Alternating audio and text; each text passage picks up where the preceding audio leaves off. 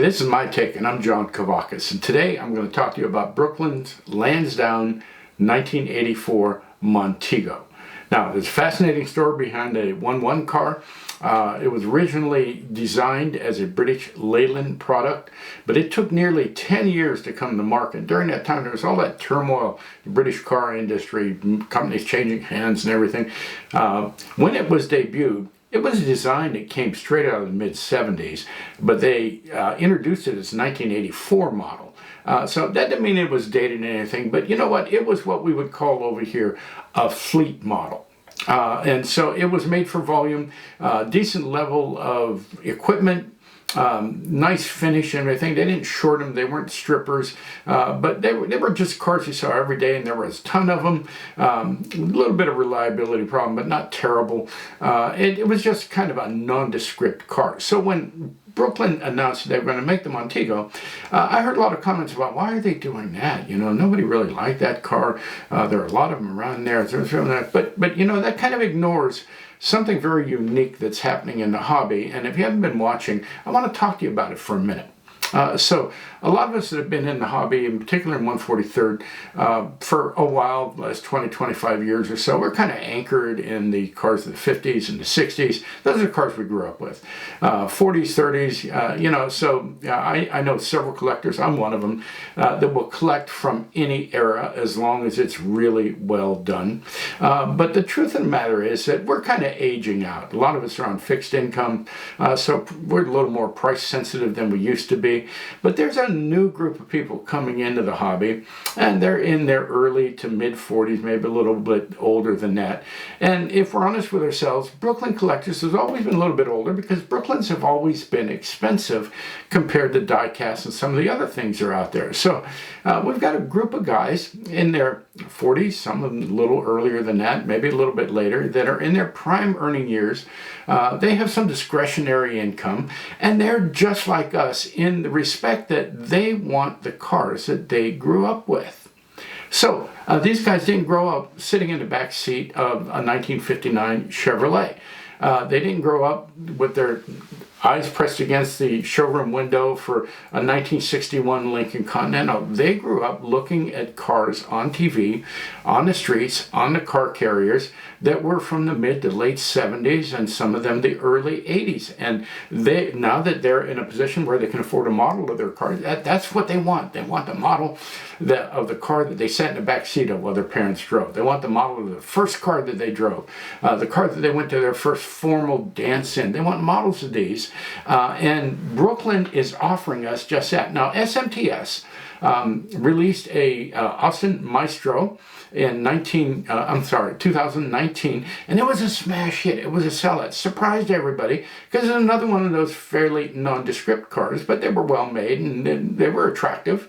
And so when they came out with the idea of the Montego, they were kind of capitalizing on the idea, maybe taking a little bit of a chance, but I got to tell you something. I think they're hitting at the heart of everything that's going on in the 143rd hobby right now. Taking their cue maybe from the Chinese, who are making resin. I know they're less expensive, but they're not quite as exclusive. And, you know, there are a lot of good reasons to buy resin. There's a lot of good reasons to buy white metal. But the Chinese are coming out with all these luxury cars and mid-sized cars from the mid-70s and the early 80s and everything, and they're sellouts too. So Brooklyn very wisely is offering cars for us as collectors, but for the new people that are in the hobby and the people that are coming into the hobby as well. And they've done a really good job with this one. Okay, so it's a Lansdowne. There are going to be more Lansdowne. Yeah, I'm going to get it on the turntable and show it to you in just a second, but it's got Lansdowne packaging. It comes in a Brooklyn box, but it's got the Lansdowne label with a white sleeve around it and everything. And the prices are really reasonable. They're $186 US. They're 138 pounds plus shipping. They've done as much as they can to keep the price low, but you're going to see they haven't skipped on the details on this. So it's a nicely detailed car. It's a car that was ubiquitous on the streets in the mid 80s all the way through the early 90s or so, and there are going to be a lot of people who want it. As a matter of fact, these cars are already sold out. There's a couple of the brown ones. It came in two colors, Clove Brown Metallic and Moonraker Blue Metallic. The blue's sold out. There's a couple of brown ones left. You can go to brooklynmodels.com and pick yours up right now. They're going to do another color run. But who knows when that's going to happen. We know the pipeline's full. Darren, Neil, Simon, Chris are all making models as fast as they can, but they're all selling out quickly as well. They're about ready to ship the new Camaro.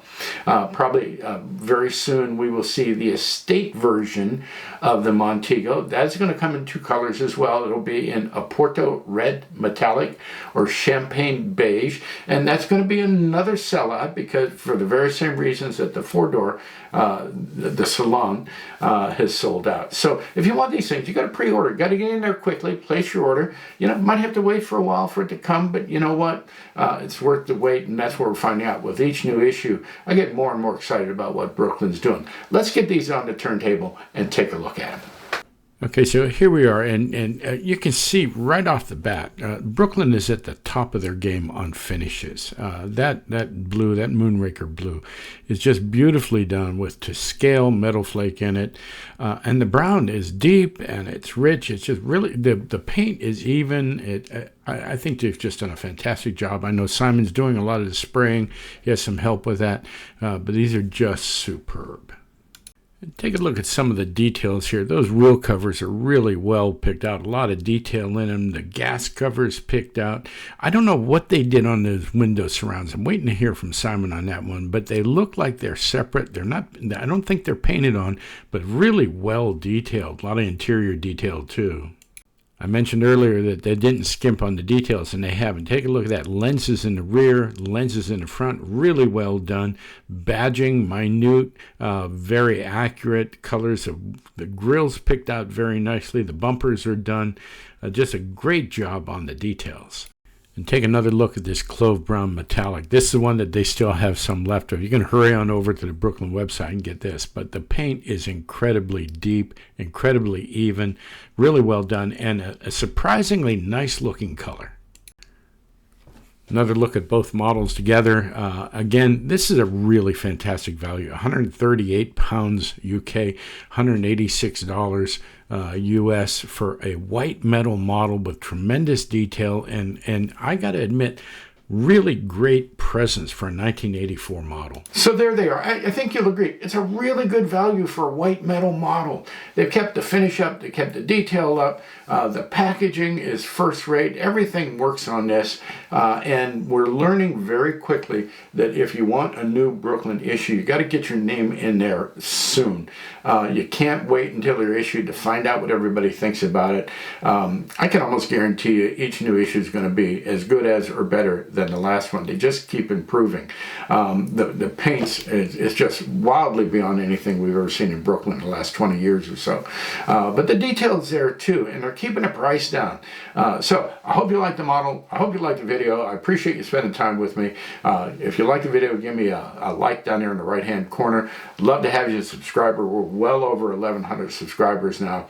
And the only thing I want to mention before you go is if you go to the Brooklyn and SMTS collective Facebook page, we're giving away this one-of-one pre-prototype Camaro in celebration of the 50th anniversary of Camaro that's going to be shipping real soon. So all you got to do is join the page, make a comment anytime over the next month or so on any subject, and you'll be eligible for the drawing on this one-of-one historic collectible that you're going to want in your collection. So hey, thanks for your time. I'll be back again real soon.